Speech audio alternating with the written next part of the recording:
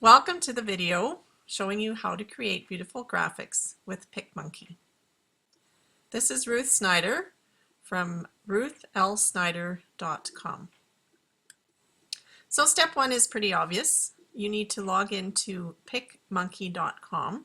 You can just type PicMonkey.com into your browser and wait for it to load. This is the screen that you should find when you log into PicMonkey. Step 2, click on the design button to start your design. So you'll find the design icon right here at the top. So you just click on it. Step 3, choose a canvas for your design. So I decided to choose a square design to show you what you can do. You can make your own choice depending on where you're planning to post your graphic. But square designs work well on your blog and on most social media sites. Step 4, choose a canvas color. To choose your canvas color, you just click here on the left-hand menu over your canvas color. This is the menu you'll see. So you can select any color in this rainbow here, and then you can click apply. Now, if you want a transparent graphic, you can also click the transparent canvas area. Once you've selected the color you want, click on apply. You'll notice that there's also a slider here. You can play with that and figure out how bright you want your color. Next, step 5, I like to add an overlay. You can access the overlays by clicking on this butterfly icon, and it will open up several options for you.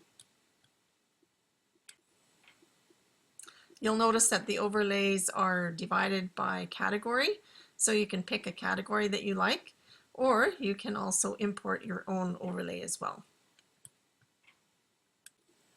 So I clicked on the labels banner, and these are the options that I get. You'll notice that there's basic options and royale options. You can use any of the basic options for free. The royale options you need to have a membership to access. Here's a basic overlay that I've added. You'll notice that it shows up in black. But again, you have the option to change it to any color you'd like and to leave it the way it is or to fade it out. So I'm going to play around with it a little bit and make it the way I want it to be. So you'll see I selected the color yellow.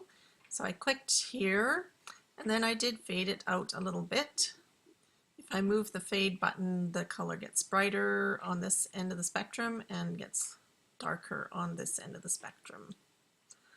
If you make any mistakes, you can always highlight what you want to delete and just hit your delete button. On to step 6, add your text. Usually when you make a graphic, you want to share a message, so this is the way that you share your message, by adding text. There's lots of ways to find quotes to use in your graphics. I just typed inspirational quotes into Google and you'll see that there's lots of options here. And it's usually quite easy to find something that's inspiring and useful on your blog or website or other social media platforms that you want to share on. So you access the text feature by clicking on these little icons here, the double T's. And when you do, you will see that there are many options again, and if there's a crown beside it, those are the ones that you have to pay to use. So any of the other ones are free.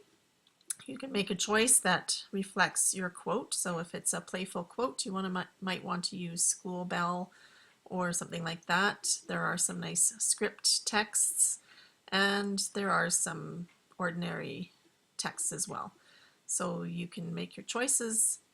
I'm going to choose to use impact right now. So you see I have put in a quote. A couple things you might want to know is the quote will, or the words will automatically enter as you type, and you don't have to make the text box larger. It will automatically do that for you. You can move the text box around, so don't worry about it not being in the right place when you start typing. And you'll notice that you can make the text different sizes. This is the same text, but I just made the person's name smaller so that the quote stands out some more. Now, if you want website traffic or blog traffic, a good idea is to add your website link or your blog link to the bottom of the graphic so that people know where to find you.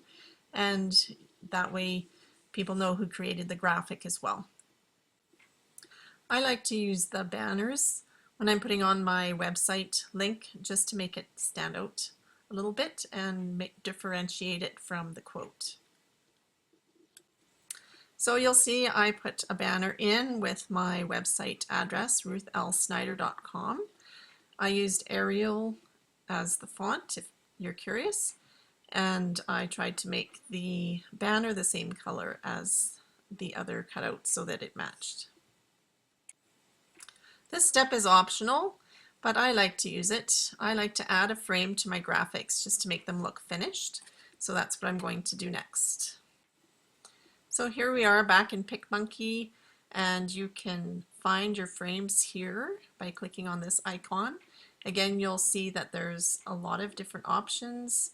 There's a Polaroid frame, which is kind of fun. It puts the graphic at an angle. There's photo corners, a film edge, a drop shadow, a simple edge. There's also a museum mat, which is kind of nice. So you can try out the different edges and see which one fits your graphic the best. This is the museum mat frame, and you'll see that you can change the outer color. You can change the thickness of the outer edge. You can change the inner color, and you can also change the thickness of the inner frame. And then make sure you click apply to make sure that you keep what you selected. This is a very important step whenever you're working on the computer. Remember to save your graphic so it doesn't disappear on you. So you save your graphic by going up here and clicking on save. PicMonkey gives you the option of naming your own picture, whatever name you want to give it, and it gives you 3 options for quality, so you can try the different ones out, and then make sure you click Save to My Computer. Step 10 is pretty obvious. If you made a graphic that you want to share, go ahead and share it. PicMonkey makes it easy to share your graphics. They have a built-in share feature right here, so you can click on that button. When you click on the share button, you'll be able to click one of these options here on the side, so that will help you to be able to share your graphic, and you can also type some comments in if you want them to be shared as well. Of course, you're also able to share your graphic from your computer if you want to have more control over what you're doing. So I hope that is helpful for you. A short lesson on how to use PicMonkey to make amazing graphics for your blogs and other social media sites.